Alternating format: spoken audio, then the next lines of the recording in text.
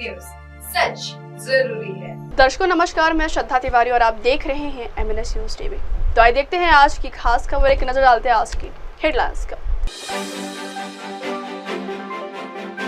एक ही दिन में होली और जुमे की नमाज, लड़की बहनों की किस्त पर हंगामा, सरकारी विभागों की जानकारी जल्द ही सीएम डैशबोर्ड। तो आइए देखते हैं खबरें विस्तार से। एक ही दिन में होली और जुमे की नमाज। देश भर में होली का माहौल है। होली के लिए देश भर में जमकर तैयारियां भी शुरू है। इस बार होली के दरमियान रमजान भी आया है, जिसको लेकर मुंबई पुलिस अलर्ट हो गई है। होली में किसी तरह की बाधा न आए, इसलिए मुंबई पुलिस ने होली का दहन सहित अन्य होली संबंधित कार्यक्रम के लिए सख्त एडवाइजरी जारी कर दी है। मुंबई पुलिस ने ये एडवाइजरी 12 से लेकर 18 मार्च 2025 तक लागू रहेंगे। रमजान महीने को ध्यान में रखते हुए मुंबई पुलिस ने सुरक्षा संबंधों का खास ध्यान रखा है, ताकि किसी भी प्रकार का हंगामा ना हो और सुरक्षा में बाधा उत्पन्न ना हो। किसी भी प्रकार के अश्लील शब्दों या नारों का सार्वजनिक रूप से उच्चारण ना हो और ना ही ये अश्लील गाने बजाए जाए। किसी पोस्टर, हाव भाव, नकल चित्र या किसी भी चीज का प्रदर्शन या प्रमोशन जिससे किसी भी प्रतिष्ठा, शालीनता या नैतिकता को ठेस पहुंचे, ऐसा काम ना करें। आने जाने वाले राहगीरों पर रंगीन पानी, रंग या पाउडर फेंकने या छिड़कने पर कार्रवाई की जाए। वहीं रंगीन या सामान्य पानी से भरे गुब्बारे बनाना या फेंकना प्रतिबंधित है। होली और रंग पंचमी के नाम पर जबरन चंदा वसूलने वालों पर भी कड़ी कार्रवाई की जाएगी।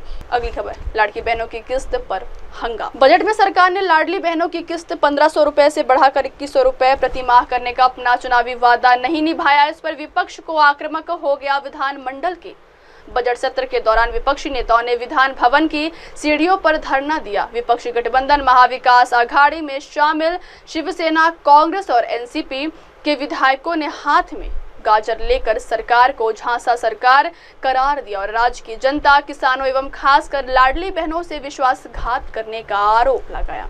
उस दौरान विपक्षी विधायक गुलाबी जैकेट गुम हो गया, लाडली बहनों को भूल गए, गाजर गुलाबी, जैकेट गुलाबी और उस सरकार को शर्म आनी चाहिए जो किसानों का कर्ज माफ नहीं करती आदि नारे लगाते दिखे। हालांकि सरकार में शामिल सभी लोग बजट का बखान कर रहे हैं, लेकिन लाडली सहित दूसरी योजनाओं पर बात नहीं कर रहे हैं। विपक्ष ने आरोप लगाया कि एकनाथ शिंदे के नेतृत्व वाली महायुति सरकार 1.0 के दौरान लाई गई लोक लुभावन चुनावी योजनाएं सरकार के लिए गले की हड्डी बन गई है। विधानसभा चुनाव 2024 में गेम चेंजर साबित हुए तथा फिर से बीजेपी नेता महायुति की सरकार बनाने में मददगार साबित हुई। लाड़की बहन योजना के कारण राज्य सरकार की तिजोरी खाली हो गई है।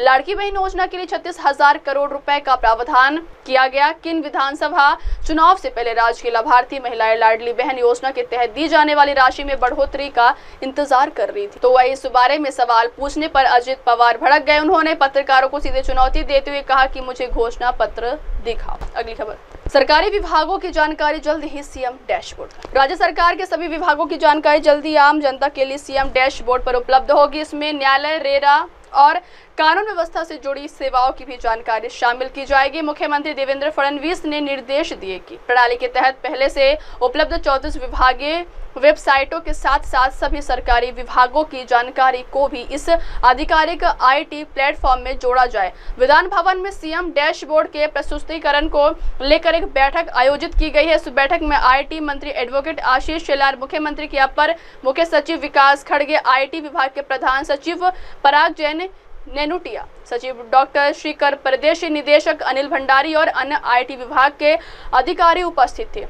इस अवसर पर मुख्यमंत्री देवेंद्र फडणवीस ने सीएम डैशबोर्ड वेबसाइट और सूचना प्रणाली का शुभारंभ किया। वेबसाइट पर जल्द ही सभी सरकारी विभागों की जानकारी उपलब्ध होगी। है वेबसाइट दिव्यांग व्यक्तियों के लिए भी सुगम होगी और इसमें सूचना का अधिकार से संबंधित जानकारी भी शामिल की जाएगी। अब वक्त चला दर्शकों ब्रेक का। ब्रेक से लौटने के बाद देखिएगा देश और दुनिया की तमाम बड़ी खबरें। बने रहिए MNS न्यूज टीवी पर। नमस्कार। MNS न्यूजला पुढील वाटचालीस खूप खूप शुभेच्छा।